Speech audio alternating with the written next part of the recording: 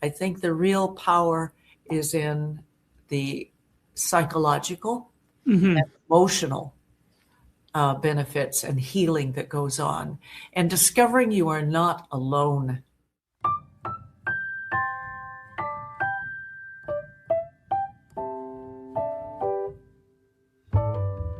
For those living with SADS conditions and other inherited heart diseases, the emotional weight can be just as challenging as the physical realities. Learning how to process fear, uncertainty, and loss is an important part of living with these conditions. In this episode of Let's Talk SADS Live, we explore how storytelling and expressive writing can help people navigate illness, trauma, and difficult life experiences. Our guest, Dr. Sharon Bray, is an educator and author who has spent over 25 years helping people tell their stories of illness, loss, and healing through writing. Today, she continues this work through Writing the Heart, an expressive writing series for heart failure patients at the Ted Rogers Centre for Heart Research in Toronto. In this conversation, Dr. Bray reminds us that sometimes the path through fear and uncertainty begins with something simple but powerful: telling our story. Hi, Sharon, and welcome to Let's Talk SADS Live. You and I have known each other through the cardiac community for many years now, and I'm so pleased that you could join us. You kind of have a unique entry point into this cardiac world. Maybe you could tell us a little bit about your own patient story, and then I'd like to get into what your expertise is in expressive writing. Great. Well, I'm happy to be here, and my story is probably not uncommon to anyone who lives with heart conditions. But a day in December, sunny, beautiful California, walking my dog around the block. I said hello to the postman, walked a few steps uphill, and that's the last thing I remember. I woke up, I don't know for how long I was out. Totally out. There was no one on the street in the neighborhood. No one saw me go down. My dog was still waiting patiently by my side. So I thought, how strange. And I went home and I had a meeting to prepare for, and then I realized I was bleeding from the chin. And so I called my husband and said, I should just let you know, he was out teaching, that this happened. Strange thing. I've got a meeting at 1:00. I need to get going. He said, you're not going anywhere. Sit down. No, I'm fine. And I collapsed again, and I was out again. And the next thing that woke me up was the telephone, and it was the emergency person saying, the EMTs are on their way. And I said, I'm perfectly fine. She said, are you sitting down? And I said, no. And she said, sit down.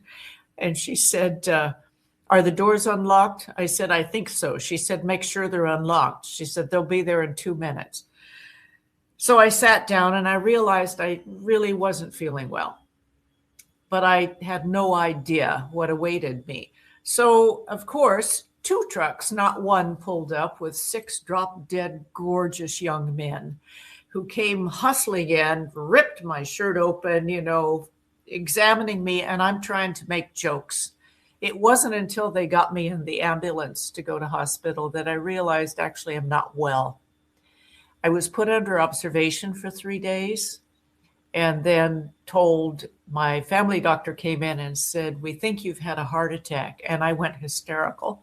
I burst into tears. I said, I can't die yet. I have my first grandchild's ready to be born. She said, you're not going to die. She said, the cardiologist is coming in.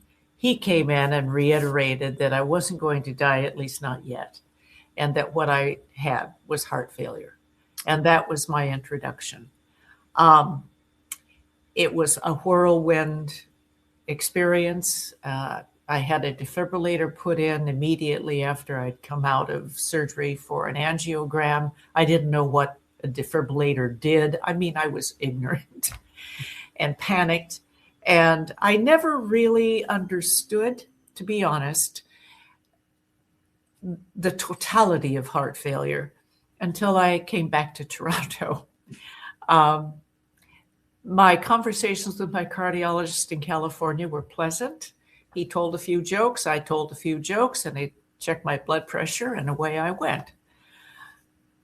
I was lucky enough to get Heather Ross as my doctor. And now I began to learn about it and understand it. And I really felt confident that I was being cared for in a way that was necessary.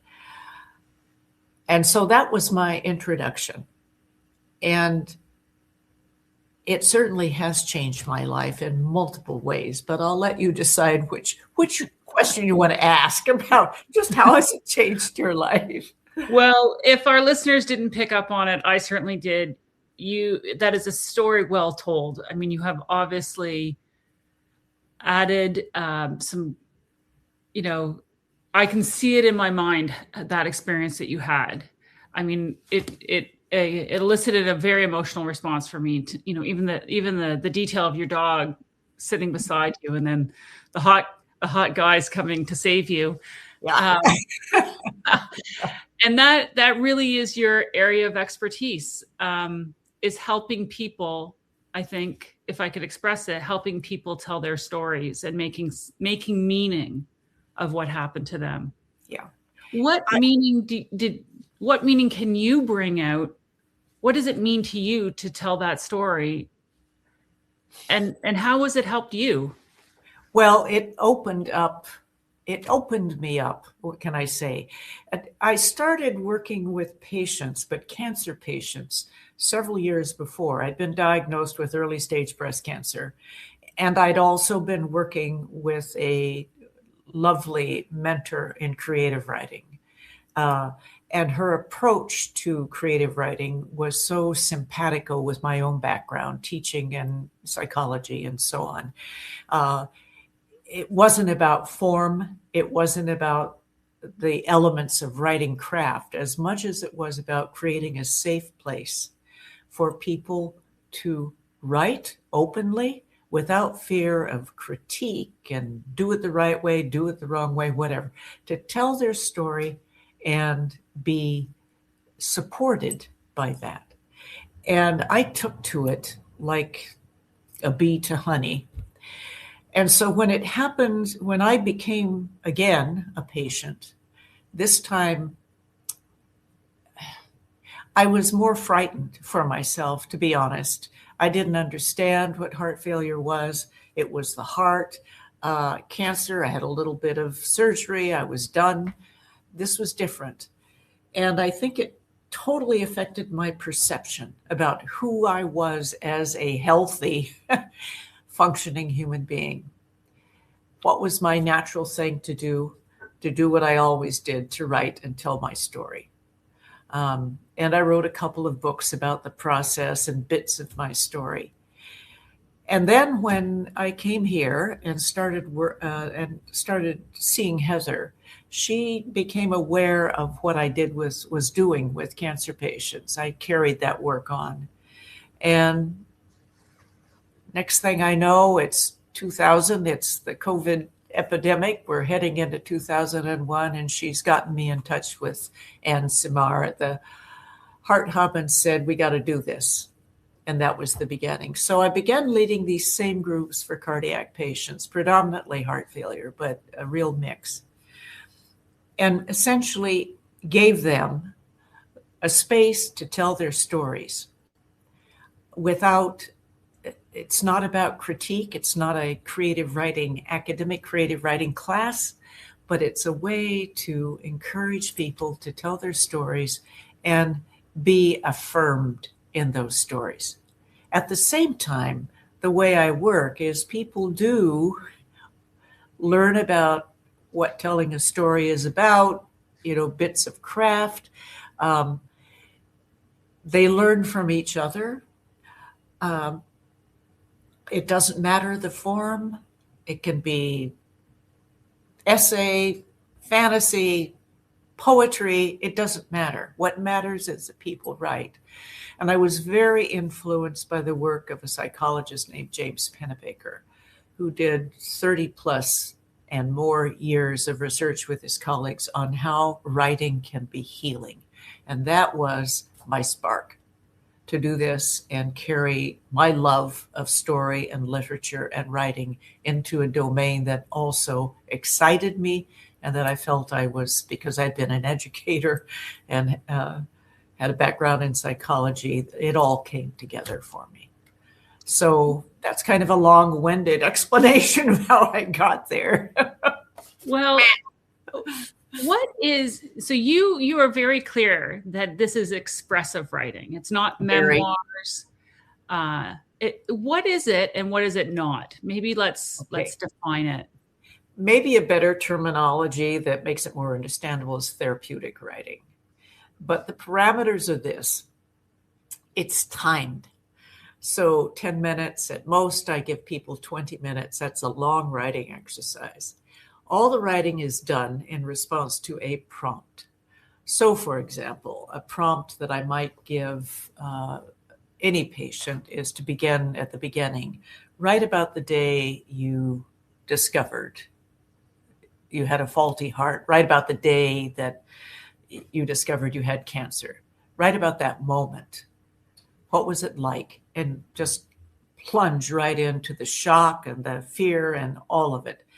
And that gets everybody writing quickly. The writing is timed. It's timed for a reason. You want people to write quickly without going back and correcting and changing and turning it into good writing.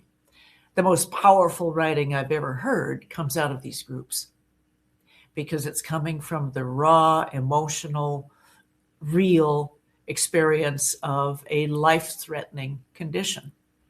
And I am humbled by the writing that comes up. I am absolutely humbled, but this tremendous sense of community develops. I give people the option to read out loud. They don't have to. They can be with me for all of the 6 or 8 weeks and never read out loud. That probably has never happened. Invariably, there will be that first timid step.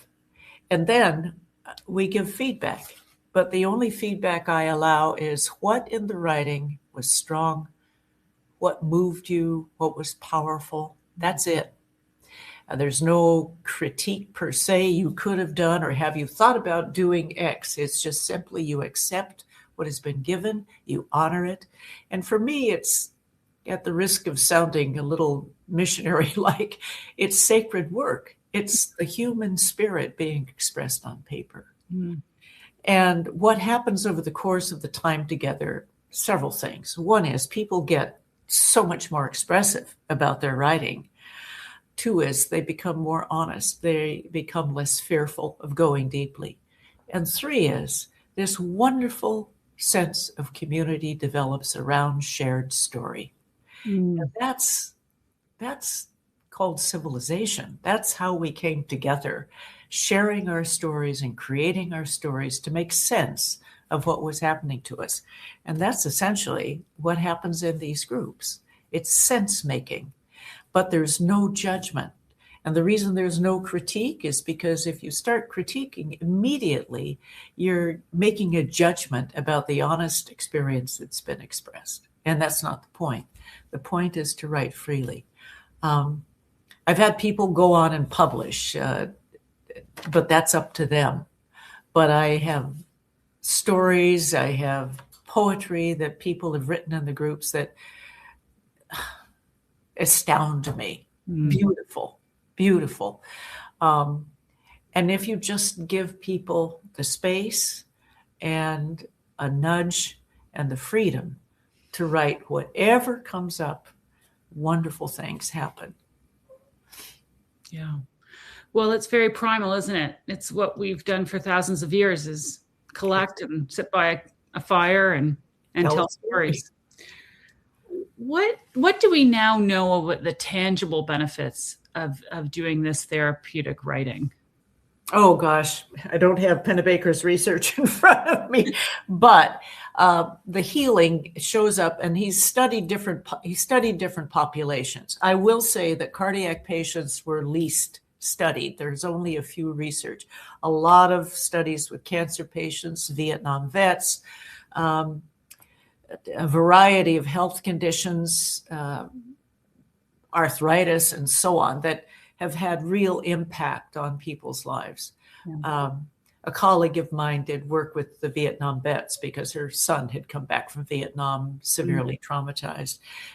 And when those men wrote and read aloud, I was there to hear some of their writing on several occasions. You couldn't walk away from it. It was so powerful and so human and so expressive. And it gave you a real sense of what that trauma was about. The same thing happens when people start to express what having cancer or heart failure or any other terminal situation. I've also worked with organ transplant people to really be able to articulate the fear, the terror, the questions, all of those things that make up that experience, but also to come to terms with it. Yeah. And that's part of it too. And I've had some beautiful writing from people who knew they were dying and did while the group was ongoing. But again, to hear someone you've been sharing stories with dive into that experience of death and knowing one's life was terminal sooner than later, it does remarkable things to the sense of community and understanding. So I've veered off the concrete results of how writing is healing. I think the biggest one is probably like therapy, you get it out. Yeah. And if you get it out, you can examine it and see what's rational, what's irrational, and so on. I think that's a very big part of it, but it has physiological benefits for different populations. What it does for heart patients, for example, is it helps lower the heart rate, its positive effects on the blood pressure, those sorts of things. So there are physiological benefits in all health groups that he looked at. But I think the real power is in the psychological and emotional benefits and healing that goes on, and discovering you are not alone in what you feel and what you've experienced is huge. It's the power of community. Yeah. And that is part of it too. Absolutely. Yeah. Knowing you're not alone is, because it can feel quite lonely. Very. When you have these conditions. I did do some reading, in preparation to talk with you. And some of the things that I unearthed in my reading was enhanced immune system functioning. Yep. That's reduced symptoms and severity of disease. Higher levels of agency and feeling empowered, and a greater desire to change behavior and being more emotionally engaged. Yes. All of those things happen. Yeah. And I would have to imagine as well with the hopefulness and feeling gratitude of what you can do. Yes. Or even if you can't change your circumstances, at least enhancing the quality of the time you have. And I think part of what the writing does, and it's so important because living with a potentially terminal condition sooner than rather that you didn't plan have life be shortened by. I think that the simple fact that you're in a community that shares that experience in varying degrees, understands, and honors your experience. I think that sense of belonging and being with people who also have experienced this is extremely powerful and beneficial. Yeah. So we touched on, the beginning, your story. For some people, would going into their trauma always be a good thing? I mean, is there ways to keep, as an instructor, keep people safe as you navigate into that? I mean, what are some of the guardrails that you put up, or would you suggest people who might be doing this on their own? First guardrail is timed writing. no exercise that we do in the writing group is any longer than 20 minutes, and many are 10 and 15 minutes. When you're writing alone, if you can create the discipline to set the timer, say, I will stop after this, and not keep going and end up taking yourself down the rabbit hole, which is what happens when you keep going and keep perseveration. And that's not helpful. Mm-hmm. That makes it worse. So I use strict time limits. And then I introduce a process of go back and read what you've written and underline a word, a phrase, something that stands out. There might be 3 or 4 things in your writing that seem to be more emotionally potent than others. Underline those. Now, next day you sit down with your book, set the timer, 10 minutes, take one of those lines and expand on it. And so that's what I often suggest for writing at home. Writing at home, it's much harder to keep the boundaries because when we've been traumatized or we're suffering, we tend to just keep going and going. That is not healthy. It doesn't have health benefits. You end up perseverating and going around and around. But timed writing is very important. And reflection is very important. I don't just let the writing stand like, oh, great story, but I'll ask the group, what stays with you? What did you hear? What stands out for you? And they'll say, oh, I loved it when she said blah, blah, blah. I was so touched when blah, blah, blah. But I don't let the people giving feedback go on and say, I was so touched. And I remember when it's always focused on the person who is doing the reading and writing and sharing their story. But timed writing is a big part of it. And you can always go back. Do forms come out? Yes, people will write poetry. People may write memoir later, but I'm not in memoir class. But they have the material. Right. And I got a book 2 years ago from one of the cancer patients who'd written in my groups for about 7 years. And then we had come back to Toronto. And in that time, she died. But before she died, she took all of her writing that she had done and the poetry that we had used, and it became part of her memoir, which was really a lot of different memories. It wasn't a memoir form, but coupled with the poems and the reflections and all of that, had it bound. And that was her gift to her family. And so legacy becomes part of it as well. Yeah, what a legacy to leave. Yeah, it was. Do you think the value is, the real value is not just the writing, but the community? I mean, I'd have to imagine you could get some benefits from doing this alone, but to be validated, to be heard, to share your story, to have it said out loud, to have recognized you've lived through it, that perhaps you can live through the next episode, to hear other people with similar experiences. They go, oh, I'm not alone. I felt that too. Right. And also to say, like in my case, my God, I'm very lucky. I mean, I have heart failure. Yeah. But how many years ago was that I was diagnosed? I'm still going, you know? So there's gratitude as well, but that leveling. And I think the other thing is that they also see and hear from people in the group who have much more serious conditions in some cases than they do, and are coping and finding, beauty and things to write about in that experience.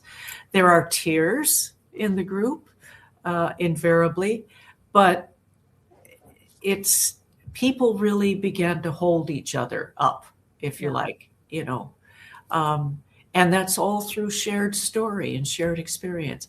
And I don't let people say, for example, when somebody finishes writing, oh my gosh, the day you were diagnosed, well, I remember when I was, and it was. Yeah. We don't go there. We stay focused on the person who has just shared their reading aloud.